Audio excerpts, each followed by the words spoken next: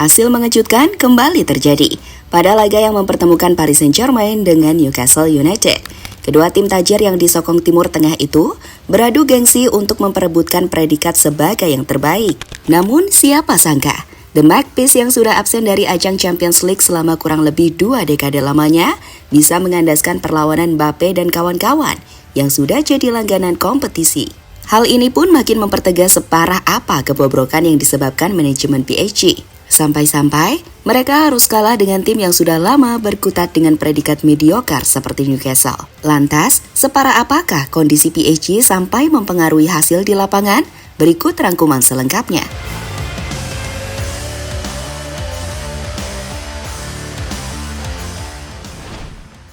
PSG memang dihuni oleh banyak pemain bintang.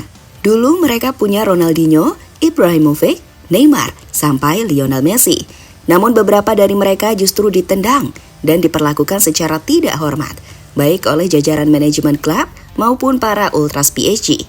Kini mereka harus merasakan karma akibat kesalahan yang telah dibuat di masa lalu. Mereka terdampar di posisi kelima klasmen sementara di Liga Prancis. Hasil dari 3 kali menang, 3 kali imbang, dan 1 kekalahan. Sementara di UCL, mereka masih menempati posisi kedua grup F, yang konon katanya merupakan grup paling sulit di kompetisi klub-klub terbaik Eropa musim ini.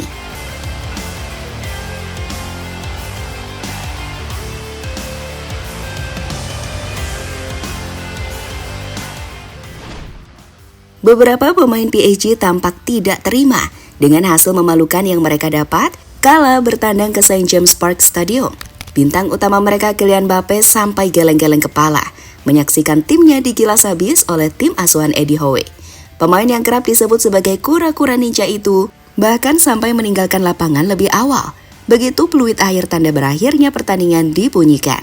Sementara itu, Lucas Hernandez menyoroti rekan-rekannya yang kelihatan tak punya rasa lapar dan keinginan kuat untuk bermain pada laga tersebut.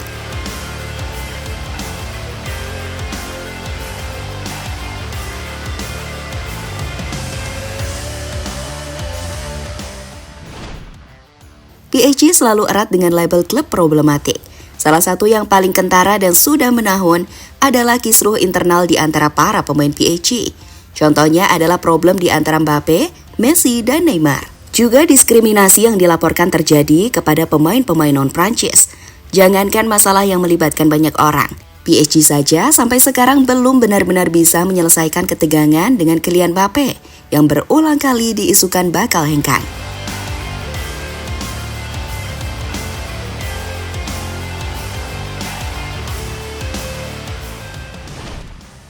Kalau kata anak muda zaman sekarang, situasi Mbappe dan PSG ini sudah bisa dikategorikan sebagai toxic relationship. Mau gimana pun, Mbappe sudah pernah menyatakan ambisinya untuk memenangkan UCL dan Ballon d'Or. Apabila melihat situasi klub saat ini, sampai kapanpun, Mbappe tidak akan bisa memenangi kedua gelar tersebut bersama PSG. Apalagi sepanjang sejarah, cuma ada satu nama pemenang Ballon d'Or yang berasal dari Liga Prancis, yaitu Jean-Pierre Papin, yang saat itu sukses mengantarkan Marseille menjuarai Liga Champions. Cepat atau lambat, Mbappe bakal segera angkat kaki dari Parc des Princes menuju tim yang lebih menjanjikan. Dan PSG mesti berbenah sebelum momen itu akhirnya benar-benar terjadi.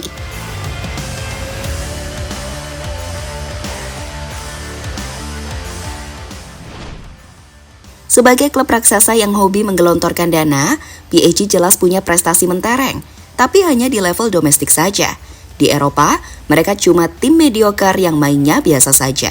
Padahal sang presiden klub Nasser Al-Khelaifi pernah ngebet membawa pulang trofi si kuping besar ke Parc des Princes. Namun, melihat prestasi klubnya yang mandek di situ-situ saja, Nasser pun mengungkapkan bahwa obsesinya sudah reda. Ia lalu beralasan bahwa PSG saat ini sedang membangun era baru untuk mengukuhkan fondasi utama timnya. Jadi, mau berbenah atau mulai sadar diri? Itulah rangkuman mengenai kebobrokan PSG yang semakin terbongkar pasca menelan kekalahan dari Newcastle United.